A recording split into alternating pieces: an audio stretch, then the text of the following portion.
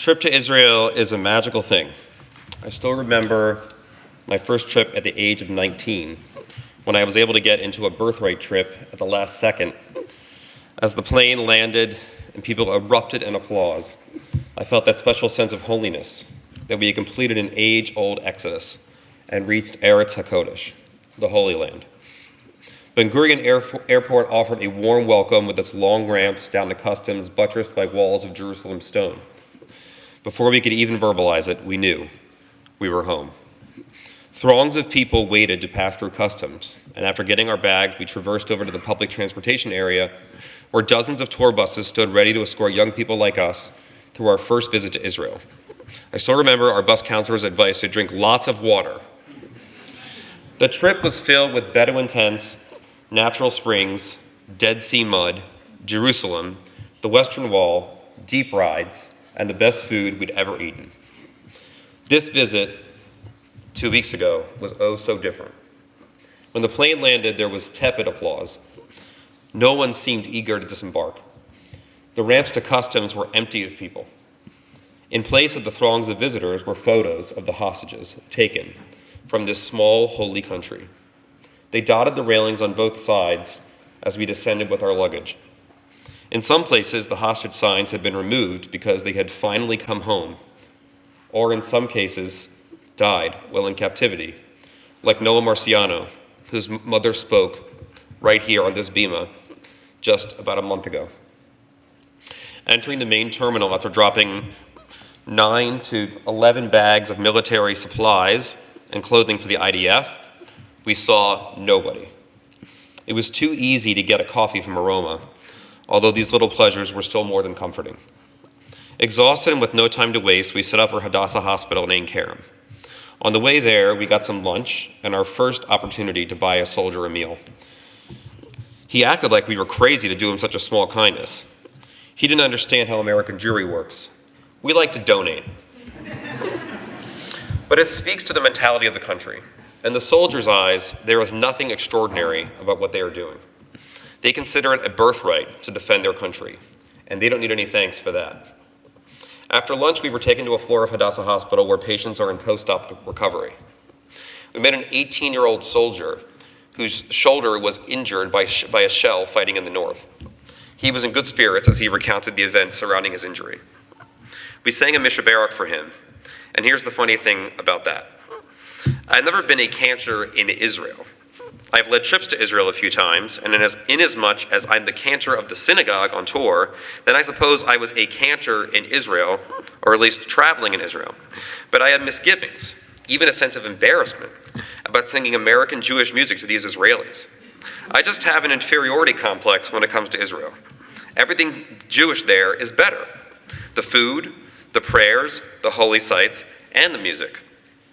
So when we chose to sing Debbie Friedman's Mishaberach, I wasn't sure how that would translate to Israeli ears that are so accustomed to a more Mizrahi sound. But it turned out to be one of the most moving moments of the trip. Singing in a choir of 10 chazanim and praying for this young man's healing was the most spiritual I ever felt singing that song. And he was very taken by it as well. Also, he'd never heard it before, so it was a gift. We sang a lot for the patients we met in Israel. We sang for workers as well, volunteers at the Hostage Crisis Center in Tel Aviv, and for soldiers on a military base in the south. Often we would sing in a common area where many people could see or hear us. Workers and patients alike would wander over to sing along, watch, take video, and they always smiled and expressed their near shock that we had come just to be with them. Mostly we did sing Israeli songs that people could join us in. Am Yisrael Chai, Kol Ha'olam Kulo, Achenu, Yeh Tov were among the favorites. We met a soldier at Hadassah who had just survived a terror attack a week prior and survived 2 bullets to his chest. You see, that morning, he had texted his Mishmeret buddy to say, hey, I think we have guard duty this morning. And his buddy texted back, I'm not sure, I don't think we do. And he said, no, check the chart, I'm pretty sure that we do. He was right, they had guard duty. They got in a car and went to the West Bank checkpoint that was their post. They saw a car in the distance after about an hour that had a license plate upside down and some kind of Magen David on it. Looked very suspicious. Came up to the stop. They asked their normal questions. Where are you coming from? Where you're going? What's your business in Israel? No answer to any of the questions. Eventually they asked for ID. The people said, we'll give it to you in 2 minutes. Again, very suspicious. We'll have it. After about 2 minutes, they got out of the car and started shooting, shouting Allahu Akbar, as he recounted to us. The young man was hit 2 times in the chest. He fell. He was pulled out from the scene. His partner on guard duty started to engage the terrorists. His partner was killed. 3 terrorists at that checkpoint took his partner's life. He was only 18 as well. We were told of this soldier that we were visiting. It was the first time he was telling the story in public. Every Israeli we met wanted to tell their stories. It was cathartic and healing for them, but I also have to believe it's because the world doesn't believe them. At dinner that night, we met with Gil Hoffman, who is the executive director of HonestReporting.com, an organization dedicated to calling out anti-Israel bias in the media and in America writ large. One piece on their website exposes the Oakland Teachers Association for using BDS talking points in their educational materials on Israel and telling blatant lies about Israel-Palestinian history. According to Gil, they have managed to get at least 34 journalists fired since October 7th from many organizations, including the New York Times and CNN, for blatant bias and misinformation. When asked how we could change the bias against Israel in the media, he had several intriguing answers. One was to change the face of PR, or hasbara, in Israel. For far too long, Israel has relied upon cis white men to do the English-facing international hasbara. This gives the impression to the media and the liberal left that Israel is a cis white country. There are efforts underway to get the diversity of Israel in front of the camera, so to speak. Imagine if the person doing hasbara for Israel was an Israeli Arab, or if the person speaking about gay rights and culture in Tel Aviv were a member of that community. It's much more difficult to tell a person who has the lived experience that their personal story is wrong or pinkwashing. In addition to this, there is the issue of funding. Israel has spent an inordinate amount of resources on its Hebrew-facing PR, meaning domestic, and little on the international side. If you follow the IDF on Twitter or Instagram, you will see that this is changing rapidly. There are dozens of videos posted daily or weekly that document the atrocities of Hamas and their weaponization of Palestinian society. Israel needs to keep this up and win the battle for hearts and minds, as Gil put it. One last thing, I haven't told the rabbi this yet. Gil's recommendation to change the tide of young Jews turning against Israel: make Israel education a mandatory part of B'nai Mitzvah training. In his words, they will need this much more than they will ever need a haftarah. That was day 1. Day 2. Day 2 was scheduled to be the hardest day of the trip, as we were to visit Kfar Aza in the south, one of the hardest hit kibbutzim in the Gaza envelope, and a scene of mass devastation. We began the morning with a lecture from Colonel Grisha Yakubovich, an extraordinary military veteran who served in Gaza nearly 20 years ago when Israel last occupied it and even had the position as mayor of Gaza City. Here are some important facts he shared with us. Israel only supplies 12% of the water to Gaza. So why the water crisis? Hamas is using the water. US dollars pay for the majority of the water to the Gaza Strip. How is that? Taxpayer dollars to the UN funds UNRWA and resources in the Gaza Strip. There are 0 Israeli soldiers guarding the border from Gaza to Egypt since Israel disengaged in 2005. And this, in retrospect, was a mistake.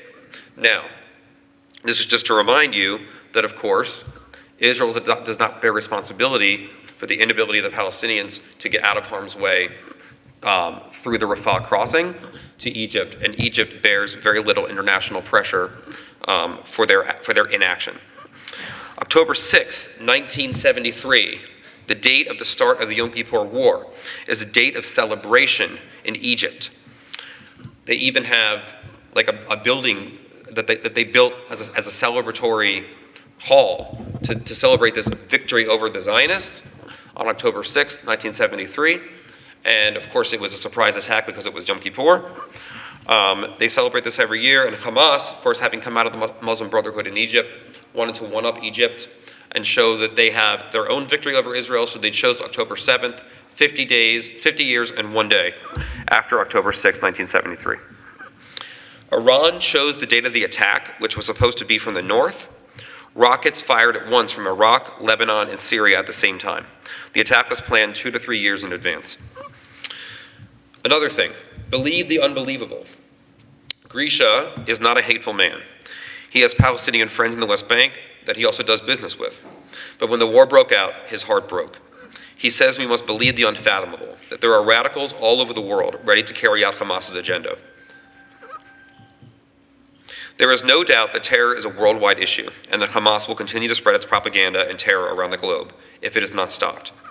Grisha is a military man, and I choose to see his words in the guise of someone who is not seeking to explain why the destruction in Gaza is necessary, but rather to explain the global implication of Israel's war and position against terrorism. All countries must now contend with the kind of extremism we see from Hamas, and Grisha's exhortation to us was to wake up and see that now, rather than waiting for it to come to our doorstep. We took a special bus with bulletproof glass windows down to Kfar Aza, and on our way we stopped at a military base near Kibbutz Alumim. There we met soldiers that were in Miluim, meaning call-up reservists. They were in their 20s, but mostly 30s and 40s, with lives established. Girlfriends, boyfriends, spouses, children, cats, dogs, a life. Doctors, engineers, lawyers, bus drivers, farmers.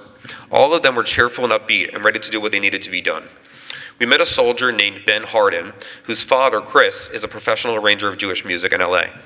Ben made Aliyah a few years ago, joined the IDF, and now lives in Tel Aviv with his girlfriend and his cat. After eating lunch on the base, worst meal in Israel, we gathered in the common area and sang classic Israeli songs, again, like Am Yisrael Chai, Kol Ha'olam Kulo, Oseh Shalom, and Achenu. One of our Chazanim sang the Mishaberach for Chayalim. As the soldiers sat, listened, none of them particularly religious, but clearly affected by it. One particular soldier sat smoking, listening to the prayer with his gun hanging off his belt. It was quite a scene, and illustrative of Israeli society as a whole, as the religious and secular came together. The holy and the profane met, in a moment that we became more Israeli, and helped connect them to all the broken hearts back at home. But even as I described that somber moment, most of the singing was more like the atmosphere of a wedding than that of soldiers going off to war. These people were happy, proud, and ready to fight for their country. Their devotion was so inspiring.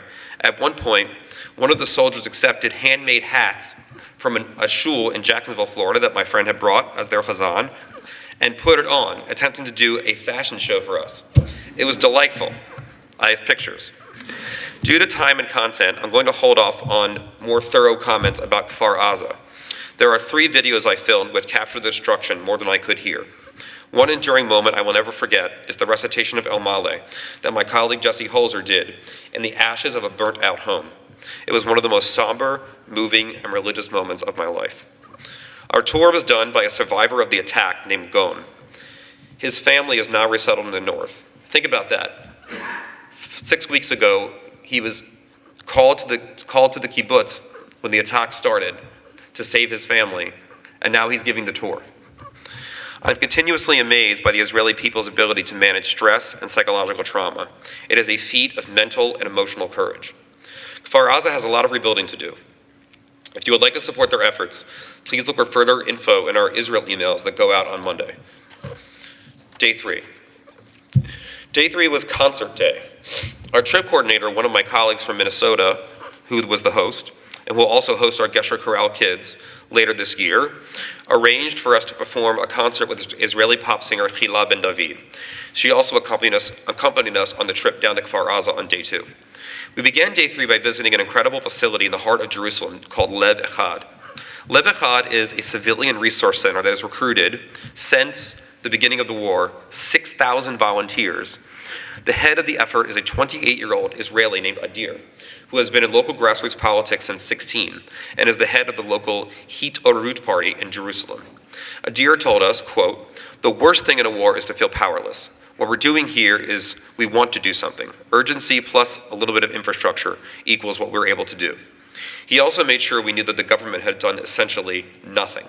This is something that people outside Israel need to know. The government was not prepared for Hamas, and it was not prepared to respond to the fallout from the war either. The people are the ones who have caused this incredible effort to take place. This place is a command center. They took over a community theater in Jerusalem with like 3 or 4 levels. So it's like Salvation Army type operations. There's a shopping area on the first floor. On the second floor are provisions from baby formula to army grade knives. On the top level is a clean white room with 4 27-year-olds volunteering, laptops open, coordinating the entire operation to help displaced families get the resources they need, whether it's clothing, food, shelter, etc. The volunteers come in shifts and they go back to their regular 24/7 jobs. It's as if someone set up a meal train for the entire country and everyone signed up. As we sat and organized newly donated clothing to be sorted into boxes, I overheard the young woman guiding us tell our videographer that, quote, there are 2 armies in Israel, the IDF and the civilian army. And that's exactly what it looked like. Military-like organization applied in a civilian context. We ended the day by performing a concert of Israeli favorites at Tachana Rishona, the old train station. Appreciated Jerusalemites packed in appreciation, and we again soaked in the mazal we had to share our music with the Israeli people. Day 4. In the interest of time, I will just give you the highlights. It was easily, the highlight of day 4 was easily the visit to the famous hostage, so-called square in Tel Aviv. Many of you will have seen the empty Shabbat table with 240 chairs that sits outside the Tel Aviv Museum. A few steps away from the table is a modest piano with a man's name, Alone, on it. His poster adorns the space, and people come each evening to sing songs, say prayers, and keep vigil for the hostages taken from us. We got the opportunity to sing a few songs with this group, and again did our Gesher Tzar Me'od, Achleinu, and Oseh Shalom, along with some others. Perhaps the most powerful moment, though, was when my colleague, Tal Ben Yehuda, who serves in Kansas City and whose brother is sitting back there, was asked to read the prayer for Israel that includes a section dedicated to the restoration of the hostages. Tal happens to have 2 cousins who were taken hostage in Gaza. As she read the text of the prayer, her eyes welled with tears. All the pressure of the past few days overcame her, and she broke down into tears of deep sadness, heartbreak, and loss. Gone is the Israel that could always protect us. Gone is the Israel that was impenetrable. Gone is the sense of security that even in the Middle East was like a Ner Tamid, the presence of God, hovering above a fragile and permanent dwelling. In that moment, I understood. I understood what Israelis meant when they said we can't go back to how it was before. The fundamental nature of Israel has changed forever. Tal and so many others wept that evening for the loss of what was. The dream that we had held sacred for 75 years came crashing down for a moment. Rebuilding that dream means living with the cracks formed by October 7th. The Japanese have a way of beautifying what was once broken by practicing the art of kintsugi. They take liquid gold, pour it into the cracks of a shattered bowl, and something new emerges. Something not so whole as the original, but perhaps still more beautiful for its individuality, for its celebrated vulnerability. Israel has a lot of vulnerabilities to face in the future. But if what we saw was any indication, they are doing the hard work to make sure that although their nation is broken, their people are as strong as ever. We met several streaks of gold as we traveled the country. I look forward to seeing the new creation that Israel is for many generations to come. You can see here, and you may have seen this before, this dog tag that it feels like nearly the whole country is wearing. At first it looked like it was a military tag from their time in the army, but it's actually a tag that was instituted, I think, if not at the capture of Gilad Shalit, of some other hostages about 10 or 15 years ago. On one side it has the Magen David and says, Biyachad Nenatzeach, together we will prevail. You see these words all over the country, Biyachad Nenatzeach. And on the other side it says, Halev Shalanu Shavui Be'aza, which means our heart is captive in Gaza. Not our hearts are captive in Gaza, our heart is captive in Gaza, because the refrain that you hear over and over again in the country is Am Echad, Lev Echad, one country, one heart. If you would like to donate to some of the relief efforts I mentioned, like I said, please check the Israel emails for a list of charities and funds. But most importantly, go to Israel. It is not safe. It has never been safe. America is not safe. There is anti-Semitism on the level that we have not seen since 1945. When I got home, I was astonished that people said, I'm glad you're home safe. And I look at the people that serve in this Congress, and I look at the acts of anti-Semitism, and I look at the university presidents who sit in front of Congress and say that calling for the genocide of Jews is not a threat or is okay, how is that safe? That's not safe. Israel needs us, and Israel needs every one of us to go. Let's see 100 Bethel congregants go on next summer's trip and make a loud statement. Thank you for listening. We stand with Israel.